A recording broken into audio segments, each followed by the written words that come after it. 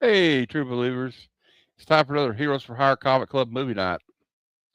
And we got a special one, a movie that's really special to me. I'm a big music lover. I'm a collector of vinyl records, although I don't, not so much anymore because of the comic thing got kind of in the way, but I still collect when I see them, you know. I'm a connoisseur of music. I like all kinds of music. I can listen to Waylon Jennings and the Pixies in the same day, and then listen to the Clash, and then Eric B and Rakim. So I got a, and then Iron Maiden or something. So I got a very large palette of music I love. And this movie is what I call a love letter to music fans. And so I got the panel tonight. You know, I hired these guys to come on 3 times a week, and now they just keep showing up every day. I don't know. Then we got Chad from Metal Elf Collectibles, Hey, what's up, brother? and that was that was a reference to the movie. Yeah, we All just right, keep showing up. We love it. I got Collector P, Paul, Good evening, a guys. member of the Black Order Comic Club. How you doing, sir? Good. How you doing, man? Good evening. I'm doing pretty good. And my pal and confidant who will be going to Heroes Con with me next week got Psychotronic Squirt Gun What's up? and Mm. a person that lights up any room he goes into and makes every stream he's on even more fun. We have Cliff on Comics. Yay, Cliff on Comics. Cliff. Hi. Cliff, could you be the Jack? Are you the Jack Black of our panel? Yeah. I was What, gonna who's say one of these characters pissed me off? Uh-oh. Yeah. But it wasn't well, Jack Black, right? yeah. It's the Stevie Wonder guy that made the The crown. Stevie Wonder guy. That's Who Jack was Black. that? That's Jack Black. That's Jack Black. Yeah, no, no, because I would never disrespect Stevie Wonder. I want to ask Jack Black this day if he regrets that whole scene, because no one should disrespect Stevie Wonder like that. That was Barry. Yeah. Yeah, Barry. Yep. Let's say hello to the chat here. First up, we have John's Comics with Friends in the chat. He's like, here we go. Hey, John. John was excited. He said this is one of his favorite movies. He made a Awesome. comment when I did a post this morning on Instagram about it. Cliff is omnipresent. Indeed. 9 panel grid is here. He says, hot take. Kathleen Turner Overdrive was a better band name than Barry Jive and the Uptown Five. I agree. I agree with that. Hey. Chad is omnipresent. So is Paul. And we have White Tiger is here. Cowabunga Cliff. We are dual streaming on Cliff's channel. And Rogue Collecting. Hey, Rogue Collecting, how you doing? Aaron is omnipresent. And I think we're caught up. So Awesome.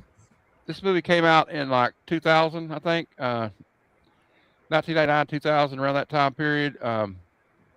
This was a very influential time period for me as a person. I was in my early 20s, so, and I was really into music, and like, you know, going down and remember how everybody used to track down, like, I got to get this Nirvana bootleg, or I got to get this B-side. It's only on the single, you know, type of thing going on. That was just with CDs. Now it's with vinyl.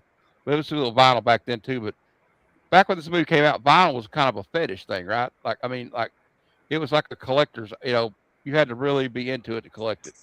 That didn't sound right. I said vinyl fetish. It sounded like I was talking about something else. But anyway, Look out. so it was really influential on me because it's also, this movie was a book before it was a movie. I did not know that. And it was a TV show, I think, about 2 years ago. if I'm not mistaken. They reworked it somehow. But it's one of my favorite movies, especially one of my favorite movies about music. And anybody on the panel, how many of you is this the first time seeing it? Show of hands. All right. I knew Aaron. I didn't know Chad. All right. Yep. So it's going to be interesting to see what your guys' takes on it too. So we'll start off with everybody's overall thoughts. And Aaron, I will start with you. Yeah, I enjoyed this one a lot, actually. It's funny you brought it up. It came out around 2000, right? Yeah.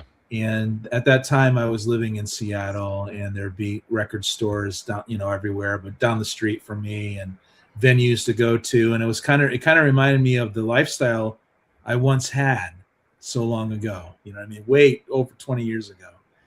And also, kind of dating and stuff, and being in a band and bands and stuff like that. So I loved it. I love the just the there'd be a Richard Hell and the Voidoids, Blank Generation on the back wall, or they'd play a Velvet Underground song, or Jesus Mary Chain, or the Stiff Little Fingers or whatever. Just brought me back, and I'm surprised I never even seen this movie.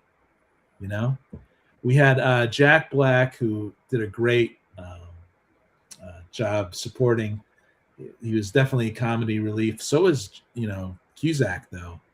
And this dude is okay. My overall thoughts. I enjoyed watching this guy transform from a self-absorbed person to someone who, kind of could see the world around him finally. Mm-hmm. Yeah, that's a good way of putting it. Like, I also like the way he puts it. Like, like when you're in your 20s, your early 20s, you think you're going to be alone forever. It's like, come on.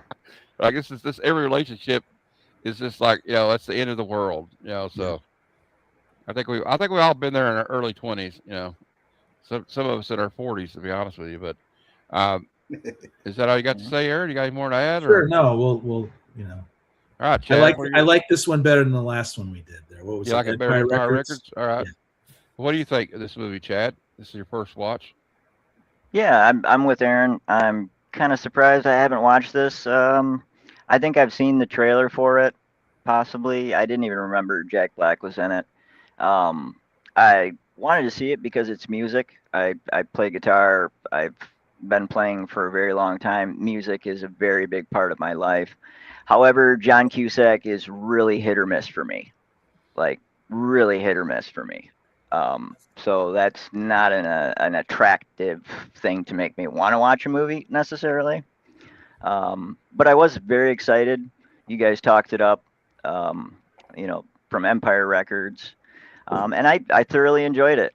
I really did. I will have to say, probably just because of what I'm going through the last couple days, it was a bit of a downer for me.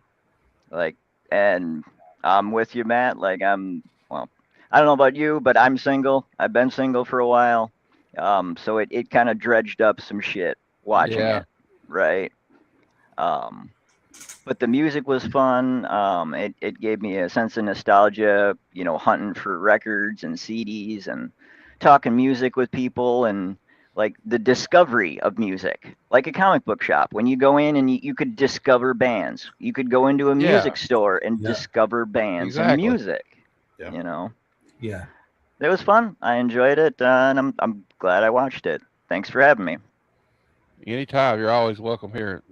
I was only joking about the, hired you guys. Well, of course, that was from the movie. We're stopping now. Okay, Paul, what did you think of the movie? Yeah, I really like this movie. I saw it when it first came out. I think I own the DVD also somewhere. Really, really enjoyed it. It hit on a lot of different levels. A collector. They hit on, I can relate to some of the romantic stuff that went on there and some of the struggles, but it kind of touched all the bases, really. It really did, with the music and different genres and different time periods. The characters, I mean, it was, of course, much better than Empire Records, and I knew it was, the cast and everything, and the writing and the storyline, but it was an enjoyable movie. I really liked it a lot. And watch it again this weekend just to kind of recap and remind myself, and I'll get into it later, but there was one character that just really annoyed the hell out of me, but I really do like the movie. All right, we'll talk about that. We'll talk about highlight performances. But Yeah. Cliff, your overall thoughts. I know you have some thoughts I'm on just this saying, one. there's like no character explicitly annoyed me completely, but multiple characters had things that annoyed me. And of course, the Stevie Wonder thing with Jack Black. Don't disrespect Stevie Wonder. Which they kind of made up for at the end of it by playing "When I Fall in Love, I Want to Fall in Love Forever." Though they played that. At the end of it. Oh, that makes up for it, Matt. Oh, of course it does. Of course it does. You know, And plus, just like you know what? I'm gonna spare my follow-up statement. I found this to be an enjoyable movie. You know, yes, it's got a lot of emotional little, you know, oh my god, I can't even think of the metaphors I want to use. It's like going to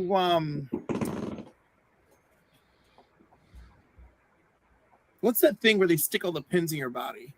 Acupuncture. Acupuncture. It's like acupuncture. This movie is a bizarre acupuncture experience. It pins me in a whole bunch of ways, but I kind of feel a little bit better afterwards. Bo, I love you. Hey, Bo. And John says, I find this to be one of my all-time favorites. Yeah, I can see that because the movie is very rewatchable. Very rewatchable. Well, Yeah. also, like, did you guys get the kind of, I can still kind of, like y'all were saying earlier, you know, the same thing in like comic collecting and going into a comic shop and people going like, what's your all-time favorite X-Men characters? You know, and they're in here talking about their all-time track one, side ones, you know, to play on a Monday, and then they're like playing on a Monday morning, and like they're kind of elitist, like, you know, the scene where the guy comes in wanting that album. I can't remember what album it was, and Jack Black's like, oh, I don't know, I don't really feel like selling it this week. I don't know. It was a Beefheart record, is what it was, Captain Beefheart. And the guy, he leaves, and the other guy's like, hey, I don't have that record. I'll give you 40 for it. He goes, Yeah, that was good. they give it to him. I'm like, these guys are such elitist. And but like, you know, music snobs. They're kind of music snobs. And Yeah. but you know, we you know, you have that in comics too. We have comic snobs and music snobs and Wine, cigars, movie jazz, snobs. anything, Yeah. man. Yeah. It's like he says in the movie, it's like a fetish properties, he calls it. And he says I would feel bad for him if I wasn't kind of one of them. You know. So and but yeah, it's kind of like that obsession, like it's kind of like when he does the when he's resorting his comics, I mean his records, and the guy that works with him comes in and goes, "Oh, are you reorganizing? How are you reorganizing?" He goes, "Autobiographical." Love that scene. Oh, he's like, "Do you need any help?" He's so excited about it. Yeah. But yeah, I really love this movie. I ain't getting any offers to organize my comic collection. Yeah, well, Where are you people at? I'm putting That's Aaron a very special bond of friendship. Oh yeah, I'll Aaron be doing and that. Jeff, Right. Aaron and Jeff You know, show up at my house. You want I to put them talk about elite friendship? That's elite friendship. Well, Aaron and Jeff are going to be at my house on Wednesday. Yeah, I next already week, offered so to do that. I'm going to put them to work. Aaron already offered to do help, so There you go. I need to get some more boxes though. I'm overrun with comics, kind of like John Cusack was overrun with records. I know the feeling. But all right, Aaron. Now we're going to go about the cast here, and everybody and you can pick John Cusack or anybody you want. I want you to highlight a favorite character from High Fidelity. I would probably go with the two leads, but I'll also say the two skateboarding kids who surprised them with being talented, right? You know, and the banter between them and the Jack Black and John Cusack character. What's up, Kevin? So yeah, I enjoyed that. They were surprised that they were talented there. So I'll leave the leads to someone else. Okay, Chad, you can highlight a character, any character you want. I'm gonna go with Ian Raymond there. It's pretty much a hate pick, just because I know someone that's exactly like that. And they look like him too. Like it was spot on. I'm like, am I staring at that person? Yeah, that dude he played it great, like that. Oh yeah, Tim Robbins. Yeah. Oh, Tim Robbins. Yeah. Yeah. He was a sleazebag. The goofy hair. I mean, it was relatable and real and a little bit over the top, right? But Yeah. the scenes in the music shop where they're like fantasizing about beating the shit out of them, I was like, yeah, go! That I was was pretty cheering cool. at that point. Well, Tim Robbins, he was a sleaze bag, but it was a subtle one, you guys. It wasn't I like this Yes. this fantasy sequence where John Cusack and all of them jump him. Yeah. Like 3 different ones. It was like clip, clip, clip. Like you're like, okay, are we back in reality or? Yeah, I like where they like he beats him over the head with the air conditioner. Like, Yeah. so get your patchouli stink out of my store. That's hilarious. Okay, you got anything else to say, Chad, about him or? Nope, that's it. My favorite character was actually Dick. I liked him. Oh, I just thought he was, he was like that's the Mickey. who Yeah. I was gonna go for. I don't know if I just related to him or not, but his passion for vinyl and his passion for music. At one time I was into vinyl as well, like the same as comics, but his character, to watch him kind of develop and actually come out of his shell, it was kind of cool. But I just liked, he was, like you said, when he was in the apartment with Rob and he was so excited, like, can I help you with these? It just, everything, every time he talked about music, he was so invested. And so it really made his character stand out to me. Yeah, Sorry, Cliff. All right, Cliff. What cast member do you want to highlight? No, I'm sticking with Dick, and not just because of the name, but I don't know. Younger me relates to him for sure, and that would have been so. Unlike Empire Records, younger me could have easily been him. If my found family was this record store somehow, that would have been me. And if we turned this into a comic book store, that would have been younger me. Yeah. And then I would have had a Jack Black phase. And I guess I kind of in a Jack Black phase. Because I want to pretend I'm not that obnoxious about comics. And maybe I'm not. But when I think about it, the way that I just freely crap on John Romita Jr.'s entire catalog, and the way that I partially kind of disrespect Frank Miller, and my unbridled and undying hatred for Dark Crisis. Those things do make me realize I'm kind of Jack Black's character. When I met you, I thought Jack Black a little bit. Yeah. And Jack Black is that really super cool straight guy who gives off good gay energy. Yeah. And what can I do? But I mean, I love Dick and I love him. I love Jack Black's character a little bit. Just the Lionel Richie thing. How dare you? Yeah. Stevie Wonder, right? Yeah. But I don't know, this Wonder, movie, my God, okay, so there's another movie where everyone's language in the film is brought to life through music. Obviously, mostly John Cusack's character, right? But everyone else, the music totally matches the scene they're in. Their language is contributing to the scene, and of course her the other one I love, and it's too short, is Lisa Bonet, but she just every scene she walks in, she's that cool bitch. I love it. She takes over the room that she's in. She does in the best way possible, and I love that. Yeah. All right, I'm sticking with Dick because younger me deserves him. All right. Well, I was going to pick Lisa Bonet because I still have a crush on Lisa Bonet. I've had a crush on her since she was on the Cosby Show. So I liked her because it's like the cool musician that everybody wishes was their girlfriend type. I mean, if you're hetero, everybody wishes it was their girlfriend. Like they even have a little part where they're like, I used to hate this song. They're like, yeah. So, but now I kind of like it. And all three of them are like, yeah. And they're all like looking at her like they're in love with her. Good. And The live show scene.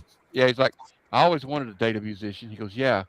And then maybe like it can inspire a song, and then maybe somewhere in the liner notes, there's a picture of me somewhere in the back of the room or something. Just like they're so nerd. They're such nerds. Each one of Um, them had a different fantasy for like what they wanted to do with her. It was funny. yeah, yeah. It was. I love that part. It's But, funny but, though. They're all nerds, but John got the girls. but I want to highlight John Cusack right now because nobody else did. Um, John Cusack character drives this movie, and he makes some of the stupidest decisions I've ever seen a human being make. But I can't be too mad at him because I made a lot of mistakes like that too. You we were like the one girl. He's like, why did she break up with him? They're like, you broke up with her, you idiot, because she wouldn't have sex with you. He's like, oh, wait a minute, I'm just a self-absorbed prick. Yeah. But then, like, how like Eventually he gets there. remember how he fantasized about the character of Charlie, played by Catherine Zeta-Jones? Like, Yeah. she was the perfect girlfriend. I dated her at college, and she knew all this stuff, and she just talked about all this cool stuff. And then it's just when he meets her when they're grown, more of an adult, like in their early 30s, he's like, she's annoying. full of shit. Yep. She's annoying. She's full of shit. She's a know-it-all. She just talks shit, doesn't know what she's talking about. So, like, that's why I relate to John Cusack, because you get this. Well, the more you grow up in life, you realize these things that you thought mattered so much don't matter Yeah. as much as you thought they did. I liked his confession in the end. Remember, he confessed to his girlfriend, like about the fantasies and stuff. Yeah, like it was kind of crazy the way he said it. She's like, Yeah. "Oh, now I'm definitely going to say yes." She's being a smart ass. But when we're talking, I can't pronounce her name, but the actress that played Laura is, I think she's Swedish. Yeah, She I did a can't pronounce her phenomenal name. job. She's Danish. Her name's Iben Hjejle or something. But yeah, she was. I thought Laura was really great in it. Like, I really felt for her. Like, when we first start the movie, you kind of are like, oh, this is what she's done to him. She's made John Cusack. The more we learn, though, God bless her. Yeah. I'm like, she had to put up with a lot of stuff. Like, we got, Yeah, she put up with a lot of stuff. Fable said his favorite character is Jack Black. Cool.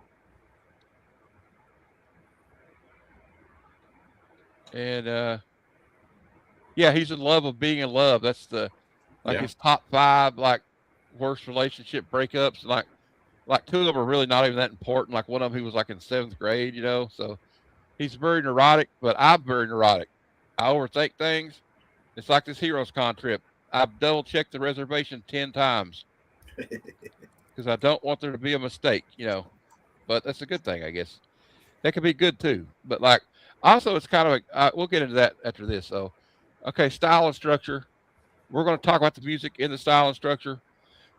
Excuse me, Aaron. Go ahead and talk about what you think of the style and structure, and that includes music, everybody. So, well, yeah, style and structure is just a nice snapshot of that that early 2000s era when people were discovering underground music more. Yeah. And so, like I said, it totally. So I loved the music, of course. I loved how structured. It seemed there was no dull parts in the movie there. But my cat's freaking out right now, so I'm gonna pass it on to Chad for a second here. All right, Chad. Style and structure. Wow. Style and structure. So I thought the style was kind of unique. With kind of the breaking the fourth wall. It was a little bit different than a narration or like just in his head. So I thought that was kind of neat. And it was, I think it made the segue into the flashbacks in its own weird way, like more poignant. Like you know what I mean?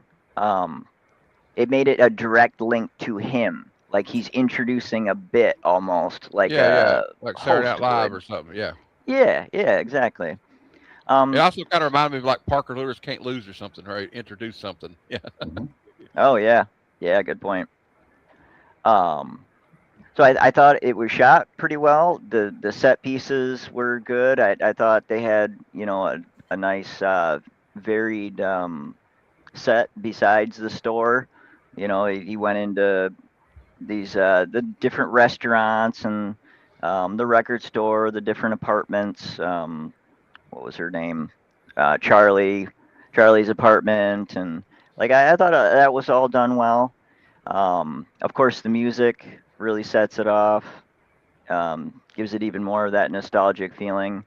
It had a lot of different varied music in there, pretty eclectic, right? Which a music store, pretty eclectic place, or at least it should be. It was like a cool like place to visit, wasn't it? Yeah, yeah, definitely. I'd hang out there for sure. Yeah, no doubt. Let's see here. Yeah, I didn't have any. I don't remember any like wasted like sideline plots or like wasted conversations. Really, I didn't find a lot of dull things. And then they kept it the down parts with some Jack Black and some ridiculousness, and so yeah, I thought it was very well done. Yeah, it was. Yeah, I liked it. I liked a lot of the music too. Paul, what do you think of the style and structure, the music, all that? I thought the style and structure was really good with Rob kind of talking to the audience and kind of describing things because it always seemed to come at a different time. You weren't expecting it. He would just turn to the audience and start explaining something. I also like that I noticed every time at the end of a relationship, he was in the rain. He was getting rained on. Like Yeah, it that's was always true. he was Yeah. always in the rain. Like and it was almost like a metaphor of him like putting himself in that situation. Like he knew it was cool. I like the way. And then the music, of course, almost every song had a perfect time that it fit perfectly. So I thought it was the style and structure really made the movie what it is to me. Yeah, that really great with like I think really like you and Chad were saying, the narration with him breaking the fourth wall really like it kind of made you feel a part of it, like you're on this ride with him. Mhm. You know, I thought that was really cool. Like you're like, yeah, these guys are really annoying. You just hire them for 3 days, they just keep showing up. Whoa. You're like, and then then you're kind of mad at him though. And he's like, yeah, I didn't know I didn't know she was pregnant, but yeah, I cheated on her. You're like, Rob, you idiot. What are you doing? I feel like I knew him though. Like, what are you doing, Rob? So yeah, it's like a roller coaster. You're kind of on the ride with him. I like that. Yeah. Cliff, what do you think of the style and structure? Oh my God, I have lots to say. It's the most important part of this movie, right? Yeah. He organizes his heartbreaks through top 5 list, which works fabulously as a storytelling device, right? Because Yeah. it fits his personality perfectly, right? And it shows us that he's processing his life like his record collection, right? He is cataloging, he is ranking, he is sorting, and he is obsessing over meaning. Something I can relate to sometimes as well, Matthew. Fourth wall narration works really well because it makes the movie a little more intimate. And it like he's having this conversation with a friend, right? Yeah. But what I really like about it is the more he talks, the more we start to see through him. Yes. Right? As is revealed, right? Both like there's two sides to both story to a story. Which is really the point. Because if you think of how many movies there are currently in the last 10 years, but I mean 2 of the most popular movies in theaters right now are partially about unreliable narrators, right? I mean, woo! Anyhow, the record store setting, it gives the movie added personality. And everyone around him, they are using their taste in music, etc., as their armor, which I think is really interesting. Mm-hmm. And they use it like if they know the right music, that somehow it makes them okay, it makes them superior, and it makes up for the loneliness, right? Yeah. And I mean, I don't think I intentionally do that with comics, but my God, was I feeling that in the chest when I watched this movie. Well, yeah, it's like the music is a character of the movie. The music is different than a character in the movie. The music is the language of the characters in the movie. Well, yeah, and like it really though, like the performances with it, Cliff, did you feel like you really felt they really loved this music? Like this is like their life, like I did. I felt they loved the music, but I felt the music were speaking for the characters, right? Well, like Rob's making the mixtapes, right? So he's Yes. making the mixtapes speak for him, things he can't say. Exactly. Which is something that I think is a real thing for a lot of people. But everything, flirting, judging, hiding, connecting, memories, all of them are set to specific music that speaks for the character, right? Because even though they're narrating, the music is also doing its own narrating. Like it's what makes this movie great and rewatchable is layered performance and narration, and that this is actually like peak style and structure in my book, you know? Yeah, I agree. And like, it's so funny. Anyhow, the songs and everything, like they add rhythm, they add identity. The culture of this story is hinging on the music, and it's so good. And it's almost like the movie itself is pleased with itself in this, which of course making it feel like the movie has its own personality ego issue, just like the characters. I had the best time watching this shit. And so style and structure is like every A+ I could possibly give you, because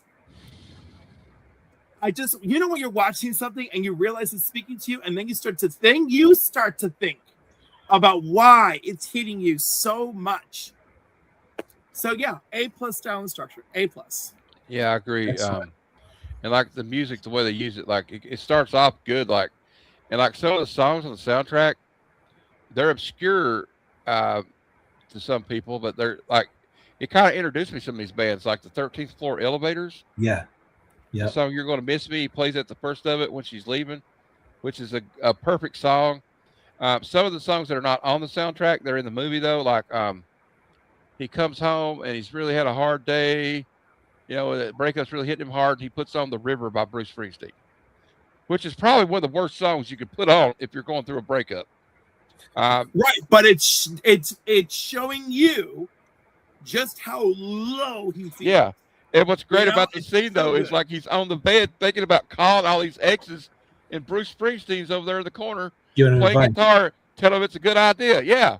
You know, it may not be good for them, but it'll be good for you, Rob. I love that part. And like also, just to highlight some of the songs, because I think you guys covered the style and structure beautifully.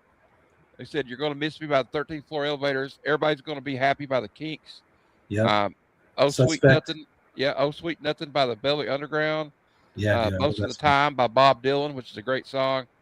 Falling for You" by Sheila Nichols. Suspect Device. Right. Yep. "Dry the Rain" by the Beta Band. "Shipbuilding" by Elvis Costello in the Attractions. "Let's Get It On" by Jack Black. I love the way he sings "Let's Get It On" by Marvin Gaye at the end of it. That reminded me of Tenacious D, and I saw those guys live. And, "Who Loves the Sun?" And they end it with "I Believe When I Fall in Love, It Will Be Forever" by Stevie Wonder. Nice. But like also, like the mixtape thing, I can so relate to the mixtape thing. I used to love making mixtapes. And Rob, the character that Cusack plays, Rob, he's so right about it when he's talking about there's a lot of key factors that go into making a mixtape. You know, you don't want to blow your wad immediately. You got to like start off with a banger. You got to start off with like something high energy, maybe a couple more like that. Then you got to go slow it down a little bit. It's one of those fun things to do, man. But also, I love the style and structure as the progression of Rob as a human being. Yes. He's sitting there making that mixtape for that journalist. He's like, what the fuck am I doing? When is this going to stop? Yeah. He just has this epiphany that like, you know, and like, he's also stuck in this rut. Like his girlfriend, Laura, she points it out to him. Like, you got this list, you know, like top 5, you know, careers you would like to have if money and time were not, you know, an object or whatever, or a problem. And he's got architect as a 5th one. And she's like trying to make him see that, look, what if you just put record store owner?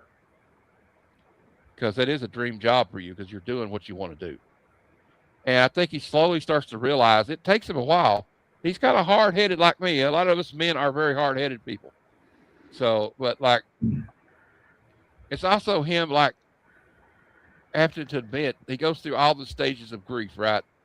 Till he finally has to admit to himself, okay, maybe this is more my fault than it is her fault. I drove her away. And I love how they put it together though. Like, like a lot of movies would have ended after they got back together and that would have been it, right? But they add that extra little, so like he's happy, but he's making this mixtape for this other woman. He realizes, wait a minute, I need to break this cycle. And he realizes I have to ask this woman to marry me. So, yeah, I really love this movie, as you can tell. Okay, so we talked about the style and structure. So I guess we got to talk about the theme of this movie, which I basically just talked about, I guess. A little bit, but yeah. you didn't quite put the hammer to the head of the nail. Well, I'll let Right? all you guys do that now. Let Cliff take it from there. I'll start with Cliff this time. Cliff, what do you Go for think this movie's trying to tell us? What is the theme of this movie? Having taste does not mean you have good character. Wow. Right? That's a good one. Taste is not character. And when he is mourning Laura, he is not only mourning Laura and that relationship, he gets to the point, the realization, he is mourning the fact that she is not validating who he thinks he is. And he put so much into that he did not know how to be good to her. Right? He spent so much on being right and having the best taste and having this identity based around music, which is cool. But it does not give you character, and it doesn't mean that you are good to this person. And that is the ultimate epiphany that we have in this movie, right? Because we watch him get there. And I think that is all of this, right? This movie is funny. This movie is stylish. This movie is so much great music and truly great music, right? But at the end, there isn't a punchline. At the end, this is it. Taste is not good character. And I think that's what it is. And he has to get there. And once he gets there, we leave behind self-absorption, self-pity, mistaking obsession for love, all of that. Just my thoughts. No, that's really good. Fable, like I said, that he's so caught up in his brooding and what he imagines the perfect life or woman would be, he doesn't realize he's living with a dream, and he has good friends, and is getting more tail than the average guy. Well, he hooks up with Lisa Bonet halfway through it, and but that's he's got this mental block. So after I had this great conversation with her that we may get back together, I go right out and sleep with Marie DeSalle. So, yeah, that's and yet he was obsessing about his girlfriend. But even Lisa Bonet saw it. Yeah, she goes, "You're acting all cool last night, like you're over this girl. And I know you're not." Yeah, she kind of just is like, "I'm going to send you on your way." She's like, I don't know. She was like a perfect character in this movie. She's kind of adds on to Rob realizing what adult he is. But Paul, what do you think of the theme of this movie? What's it trying to tell us? To me, it was evolving and changing and learning from your experiences, and basically your all your knowledge and you're collecting and everything, all the useless knowledge that we all kind of have doesn't really define who you are. It kind of, if you don't understand it and appreciate what you have around you, you're never going to evolve. Because it seemed like every character, at least in the record store, his friends evolve. Well, even Laura, but it was about just understanding, and accepting who you really are and being willing to make that change. Yeah, I agree. That's all right. You got anything else to add? No, that's it, man. All right, Chad, what do you think this theme of this movie is? Yeah, pretty much just echoing what you guys are saying. Like for me, it was you watch him go from a very self-centered, selfish, self-absorbed person. So it's growth, maturity, grief, love, loss. Um, I think part of it is his problem is because of that self-obsession, and the realization at the end is that he's not separate from any other person there. It almost ties into that elitist attitude with the music. He feels he's the center of the universe, Mm. and with that obsession, it's almost, it translates into women, right? Like it might be with a record or with a comic. You're always looking for the next thing, right? You've got your eye out hunting for something else. And his realization was like, no, I should be content. Like I have a good thing. I'm happy with you regularly. He fights so hard to get her back. So that separation, to me, I mean, you to be elitist with comics or whatever, you're pushing people out, right? When you shit on everything or tell people that it's shit basically and they like it, right? Like I don't know, there's or the fact like, oh, you don't know this band, you don't know this comic, you're not a real collector, like that kind of thing. So in the end, I think it was about coming together. He gets closer with his employees. He gets closer with the resolution of his former girlfriends, and then gets back with Laura. So all of that. Yeah, that's well said. He and also like when you notice he makes the mixtape at the end, he said, "You know what? I'm just going to make an album of songs she would like." Yep. Yeah, so that's a little bit of an evolution for him because he's not like trying to be like that meme of that guy that's got the girl at the party cornered and she looks like this and he's like talking, like that's kind of like, no, you got to listen to this. Like Jack Black does that to a guy in the record store. He's like, you don't own a copy of Blonde on Blonde? Don't tell anybody. That's perverse. He's like trying to get this guy all these records, and like, but I'm guilty of that too. I don't know if you guys have ever been in a comic shop with somebody that's like, I'm kind of new. What should I pick out? You're like, oh, hold on. You gotta read Christ on Infinite Earths. If you've not read that, you gotta read that and sing. It's like, true though. You gotta read this. You gotta read that. Oh, you're into Superman. We gotta read Man of Steel by John Byrne. Okay, you gotta read. Okay, man. I feel like these are personal shots being fired at me.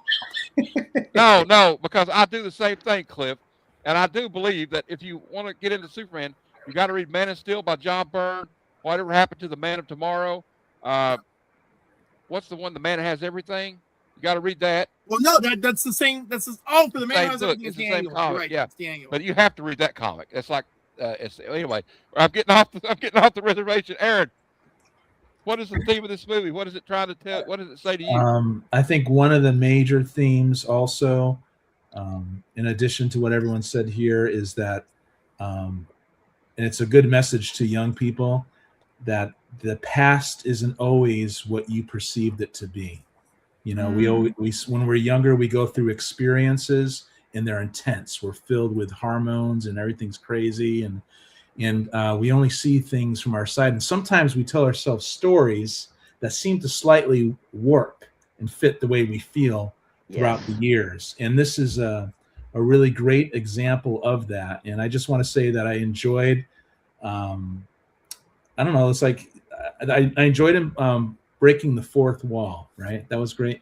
But also just following his mind and his exploits and it's like a memoir, right? And there was times where I'm like, dude, just chill out. If you want this girl, all you got to do is shut your mouth. And I was saying that to my friends too, as we were watching it. And so it's so easy to observe that, and to have the answer. But when you're in the thick of it, it's quite a different thing, especially when you're younger. So yeah, I would say that the past isn't what we always perceive it to be.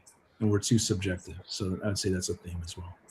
Great point, Aaron. Like I learned recently with memory, So every time you revisit a memory, you're rewriting that memory. If Yeah. you add an Yeah. embellishment to that, it becomes that memory from there forward. So often your most vivid memories or the most um, momentous, I guess, are Yeah. often the most false memories that you have. Yeah. Yeah. Absolutely. Well, it's like if you tell stories. If I get together with my old friends from high school, we had a big party at my house outside by the pool at my stepdad's house when I was a senior in high school, right? And it was a raging party. But if we tell it now, this party was like, the greatest party in the history of parties. It was like the movie House Party, Sure.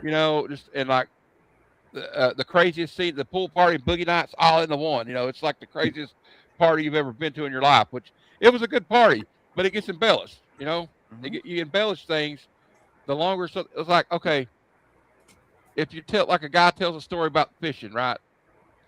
And you should have seen this fish, and maybe it was a big fish, but by the time he tells that story 30 years later, that fish was the size of Jaws. You know what I mean? Yeah. Yep. Like I killed this, I shot this deer hunting, and it Yeah. had 50 points on it. It's the biggest buck I've ever. Was There's no such thing as a 50-point buck, but it's just like, it's just everything is embellished, or like this Especially when you're girl, younger and you're dealing with relationships as yeah, well, right? or Which like, is yeah, this girl or powder this keg. guy, this guy or this girl I hooked up with. They're like, you got this in their mind. This is the greatest girl or whatever, greatest relationship I ever had, like in the movie. And he turns out, he realizes, what the hell was I thinking? This person is horrible. Yeah. So, and he's like, and like Fable said earlier, he doesn't realize he's got a good thing already. He's got this girl that supports him whatever he does. So yeah, it's hey Christopher, how you doing? Good to see you. But yeah, it's to me, it was an important film for me then, and it's an important film for me now. And also, I feel like, do you guys feel like this movie like aged better than Empire Records for you personally? Oh my god, definitely. I didn't realize how much I actually like this movie. I was like, oh man, maybe because now I'm older and I'm more introspective. And I don't know, maybe has a greater impact. I as a feel like this result. movie maybe means more to me now after watching it with Aaron. Like, and like I loved it before, but like I don't think I really got a lot of what the meaning of this movie really means until I watched it again. Yeah. So like, Yes, definitely. and this is one of those movies. It's like, But I want to say, like, what Cliff pointed out about great taste does not equate to great character. That is so important that's true. too. It really is. You And can what have great taste is great escapism. That's all you're doing, is you're escaping reality, right? It doesn't make you a good person. Yeah, and like sometimes it's better to have tacky taste. That's why I like. I'd be happy. That's why I like. That's why I like John Waters. He's kind of tacky, but he's awesome. Yeah. Like or like that's why I like. Maybe that's why I like bad movies. I do too, man. It's like, I don't I know. have memories of watching bad movies with my friend Max, just drinking beers and just laughing at it. Yeah, it's a very good movie, Christopher. Yeah, I highly recommend rewatching this. And well, I'll get into it later. I'll talk about my recommendation for this, but I've known people that had impeccable taste in music and comics and movies, and they actually turned out to be a douchebag. Oh yeah. So it's just like you were saying, Aaron. That's a great point. So, Well, I think with when you're a very interest-driven person, right, and maybe even obsessive to the point of what you're interested in, it's very much a connection to life. Yeah, you're right, Aaron. It is an escape, but it's like a part of you. Like you internalize it, Yeah, and it's then true. you put it up on a pedestal, right? I and did then that for years. yeah, and then you're kind of shitting on other stuff because I mean I'm this way too, right? Like I think most of the best things you have to hunt for. Like most of the popular things aren't very artistically creative. If you To me, really that's- look, there are much more complex, much more beautiful things out there. But it's not okay for me to like tell a Taylor Swift fan that that she sucks either. Even if I feel that way, you know what I mean? I learned that too. I learned that taste. I is used to be like subjective. that. Rob was Yeah. definitely a one-upper. I mean, he was definitely the guy we see at the shop that knows everything, has everything, and tries to belittle everybody. But it was cool to see him realize at the end that there's no need for that. He had everything he needed already. So that was, it definitely hit me. It hit me different. I watched it on Saturday again just to kind of prepare for the show, and I thought, man, I need to watch this more often. It's a movie you could definitely watch at least once a year and enjoy. Yeah, it's a good movie to revisit. Like, it's kind of like a comfort food movie to me. It's like I can watch it, at least every now and then. Like Boogie Nights, Pulp Fiction, same way. Although, Boogie Nights gets a little heavy at the end of it, though, for sure. But We'll watch it soon, right? we're going to review that one soon, so that's probably coming up soon. We got some interesting ones coming up. I haven't really decided yet, but we have me and Chad and Fable and everybody's got an announcement coming soon. So Nice. I can't really say anything right now, but some of you guys behind the scenes know what we got coming up. But I don't know. I guess we'll rank the movie now 1 to 5. That's what we do here. Aaron, I'll start with you. What do you rate this movie? Oh, it's got to be a 5 for me, and I'm surprised I didn't watch it because this reflects my mentality 25 years ago. My know-it-all attitude, and just you can't help it when you're younger. I guess everything's more intense or something. Everything's more important. And I enjoyed this one so much more than Empire Records. I have to say, only because I think I was annoyed by the kids. I didn't have patience. I should have had more patience watching those kids in the Empire Records because I was once like that, maybe too. You know what I mean? So this was a 5 for me, guys. Just the music, seeing Richard Hell and the Voidoids and the poster in the back, listening to Velvet Underground. It just brought me back because Velvet Underground is top 5 for me, man. So yeah. All right, Chad, what do you rank it? Let me see here. I'm kind of the opposite of you guys. I think I enjoyed Empire Records a little bit better, not by much, but simply for the fact it was a little more upbeat in its own quirky way. I really enjoyed this movie. I really, really like it. Don't get me wrong, right? But this is gonna be more of an introspective movie for me. Like, this isn't a feel-good movie that I can put on whenever, for like a fun watch in the background. This is more like a growth movie. Yeah, like American Beauty is one for me.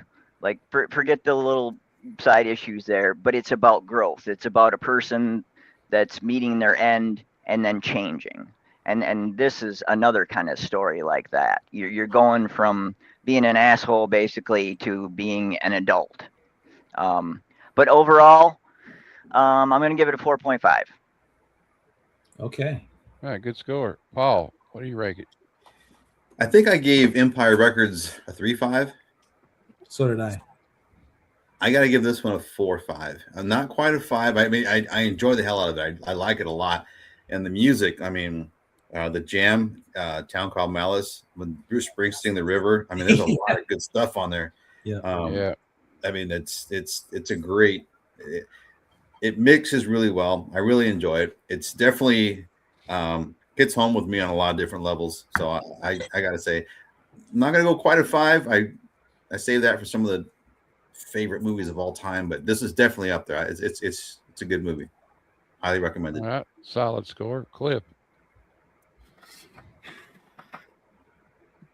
Okay, if I'm just a normal old person, I'm probably gonna give it a 4.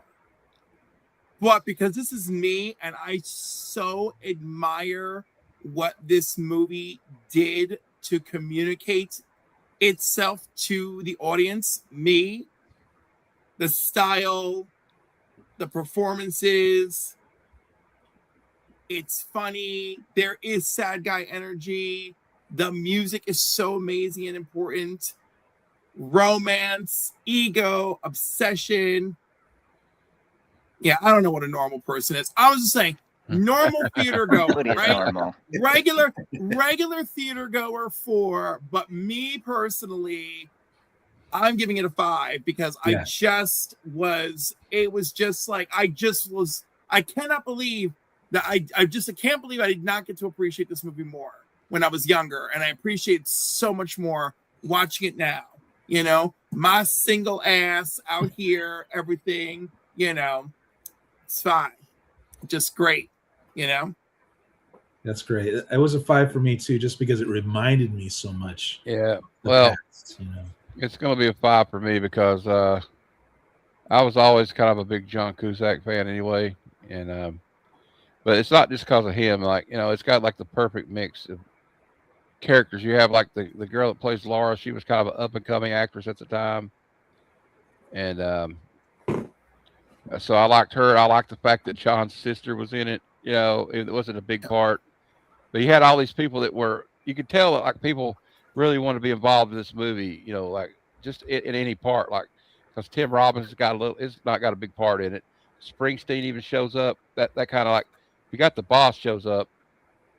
You know, it's even better for me because I love the boss. But and actually, The River is probably one of my favorite Springsteen albums of all time. That one and Oh, Darkness yeah. on the Edge of Town, which I think Darkness on the Edge of Town gets overlooked a lot by people, but it's a great album. Especially the title song. It's really brilliant. But yeah, I give it a 5. I'll probably watch it again soon. To be honest with you, I think I want to watch it again. Just I definitely want to get the soundtrack again. I used to have the soundtrack. I don't know what happened to it, but this is like I think that we had like 3 5s and 2 4 5s. So I guess I could safe to say that we all recommend this movie. If you've not seen this movie, you need to watch it. It's an important movie. It's way Cool. better than the series. I kind of couldn't get into that series. I watched a couple of episodes. I think it was on This movie's a cool Hulu. character study, right? Yeah. Well, yeah. I don't even know who directed it, but you know what? I'm gonna have to look it up because I think we have to show some love to this director. What was funny is when I was watching it on Saturday, I have 2 teenagers. They kind of heard the music and they walked in, and they weren't really interested. Within 5 minutes, they were sitting on the sofa saying, "Wow, this is kind of cool." So It was for a younger directed by generation, it even captured them. it was directed Well, by all right, this Steven. movie, I think that's also part of my 5. This movie ages well. You could still, this movie is a little bit of a time capsule, but like it works well. You can identify. It's like when I watch a classic Hitchcock movie. There's a time, a place, and a setting, and I'm here for it. You know, like okay, this is the '60s and it's San Diego. I'm in. Oh, hey, the director is Stephen Frears, Sir Stephen Frears. He directed I don't think The I've watched Grip. any of these other movies. He directed this guy that directed Prick Up Your Ears, Dangerous Liaisons, The Grifters, Mary Riley. He directed Dirty Pretty Things, The Queen, and Philomena. They're good movies. Yeah, He's got They are. 70 credits. He's done a lot Yeah. of shit. Wow. Yep, he's 84 years old now, so he's still around. Nice. But so I thought we'd give him a little some flowers, you know, because Yeah, totally. it's a good movie. It's based. Also, check out the book. The book's pretty good. Actually, the book takes place in England. The guy's got a record store in London, I think. But anyway, Of course, an American couldn't come up with this. Of course. so anyway, we're all going to tell everybody. We're going to shout out what we got going on. But I want to give a special shout out. I'm probably going to embarrass him, but Chad, I'm going to give you a special shout out because he is woefully undersubbed. We need to get this guy some more subs. Yeah, So I'm going to put his link in the chat. I'm gonna And pull him up. please sub him up. Thank you, Matt. Appreciate it. If you're not subbed, what are you waiting on? Hey, Tate shows up at the Tate. You always show up at the end. Hey, It's all good though. I know that my show is usually on at the same time as Guess That Key. I think so. It might. That is kinda- true. But I couldn't think of another time to put it at because Robbie's got his show on Monday and Fable does one on Friday, and then I kind of Well- just fell into this spot. we're going to do a special shout out here for Chad's Metal Elf Collectibles, right, you guys? Definitely check him He's out. got some good interviews on there too. Like I've watched a couple of them. I just watched his recent unboxing, and it was a lot of fun. Thank you. That was my first solo live, so that was an experience. Appreciate it, guys. It's all good. And Aaron, what do you got coming up? Well, I normally do the Monday. It's like a hangout claim sale. It's really laid back. I have my friends on there. It's a lot of fun. We're chit-chatting, having a good time. But since I'm going to Heroes Con, I did some recordings with Matt, Jeff, and Will. No, Will didn't make it. Tat made it. So check it out on Monday. It'll drop the Monday before Heroes Con because I'm flying out to Kentucky to meet up with some friends first, and then the Monday after Heroes Con. So yeah, it's always fun, you guys. So check it out. All right, without hogging more time. I got more stuff, but I'll let you guys do your thing. All right, Paul, would you tell us what you got coming up? Well, I took Matt, yours, and Cliff's advice, and I'm trying to get my channel going finally. I'm recording some content, so hopefully I can get that going in about a week or so. This weekend, I'm going to Fan Fusion here in Phoenix. It's a Comic-Con.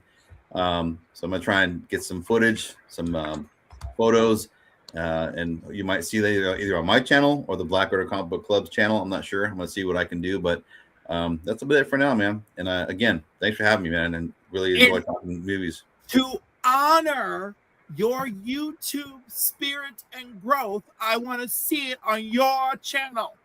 Yeah. Okay. I'm going to go to his channel now. I'm subscribed. You don't have content yet, but we'll drop your link here. That's right. Get there. All the more reason why I need to do it now. Yes. Yeah, I really got into Jack Black's performance, by the way, of him singing the "Let's Get It On" by Marvin Gaye. He's, I've been really tired, baby. Hey, Bruce. I don't know if you saw, but I made a short of my speech from Sunday morning about just make the first video, make it. Well, actually, shout out to John's Comics with Friends. He's got a video out right now you can watch called "Why Should I Make YouTube Videos?"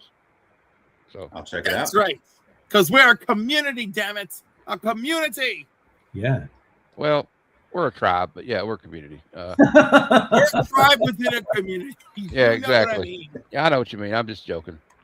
All right, Cliff, what do you got coming up? Sunday, it's episode 76 of Comics and Coffee with Cliff with my very first guest from episode 1, which is John's Comics with Friends. Nice. So I'm very excited. Oh, that's Turn good. back the clock. Kind of like what I did a couple of months ago. Me and you and Lunch Bunny. Yes. Yeah. Dropping your link too, but I mean, everyone should be subbed up to Cliff on Comics. Come on. I love how much intersection my life has with Lunch Money Comics. It is so wonderful. I saw him. You made a cameo in his last video.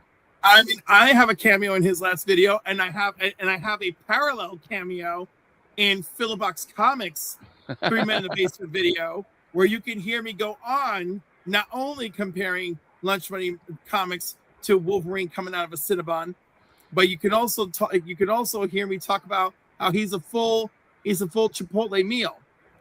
And in neither video do I get my complete rant out, which is so fantastic. Well, as you know, I have a lot of stuff. I got a lot of irons in the fire, I guess. Oh yeah, you're busy. I have a show. I have okay. We have some videos coming up.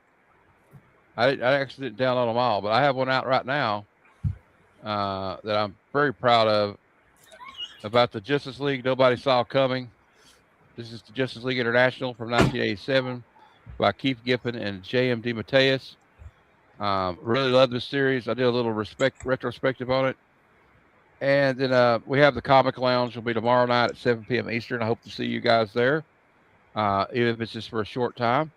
And then Friday, I have a video coming out previewing Absolute Catwoman Absolute Catwoman, and why I think it's perfect for the Absolute universe. Um, well, we're still yet to see, but I don't know if it's going to be a continuing or mini series. And then coming up next week, I have some videos already pre-recorded. Nice. So next week's comic retrospective, we're going to be getting a little. I don't know if we're being political or not. I don't think so. But we're going to be talking about Jungle Action issue 19. The Black Panther takes on the Klan. Very very ahead of its time. Very great comic. It was drawn by Billy Graham, and it's really great comic. I highly suggest going back and reading it. Or you can just watch my video. It's only 3 minutes. All these videos are only 3 minutes, so you can watch it really easily. And then we're going to be previewing, is this Marvel's next big villain or is it their next big flop? We'll find out. You make a decision for yourself, but we see what the comic community is talking about and what they think about it. And I got to be honest with you, the results may not surprise you what people think. Then, of course, I'll be at Heroes Con. I'll have the Sunday show this Sunday. I forgot about. Okay. We'll be talking about that. Aaron will be there with me probably. Maybe Cliff, we can talk him into it. Yeah. No, Aaron won't be there this week. I'll be Aaron's on the road. He's going to be on a flight, so yeah. But I'll have to go solo that one. I might have Tony or Cliff or somebody or Bruce show up to help me, or Chad if you want. Chad or Paul if you want to show up. On Sunday? Sunday I'll be at the theater. Okay, 6 p.m. Eastern though. If anybody wants to come on, 3 p.m. Pacific. All right. That's right. We're going to be at Heroes Con. Yeah. Oh no! You're not saying it right. You're not saying it right. We're going to be at Heroes.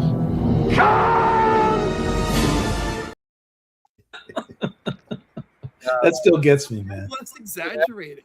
Next Wednesday, the Comic Lounge will be on Wednesday instead of Thursday at 7 p.m. Eastern. It's going to be a special time of day. It's going to be the Hero Con edition, and we're going to have Aaron and Big Jeff and me in the same room together. Oh yeah, crazy. So, and you want to do my thumbnail for Hero Con edition. So we're going to be over at Matt's house, you guys, before we go to Heroes Con. It's going to be a good time. I'm really looking forward to it. And I'm looking forward to it. And don't forget, tomorrow night we'll be giving a comic away, courtesy of Memo 420, my Whatnot sponsor. So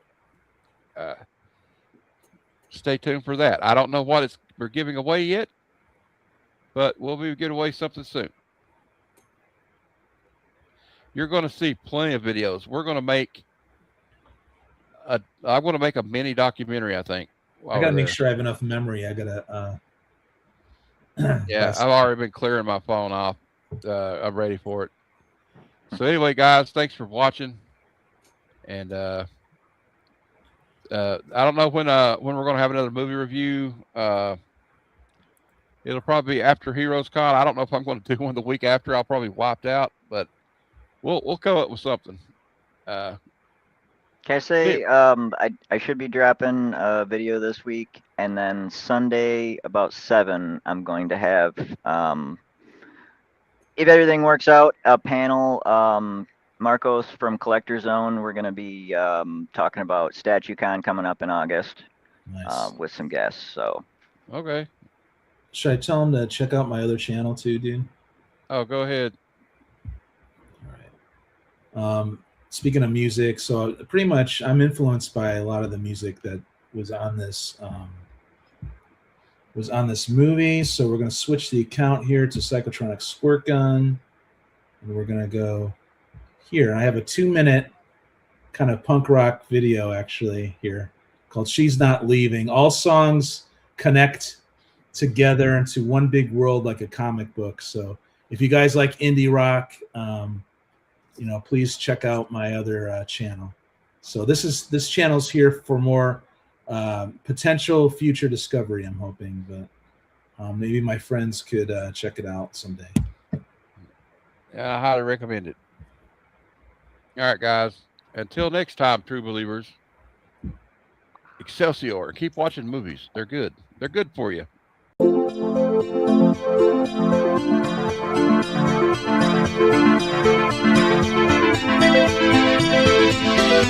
you.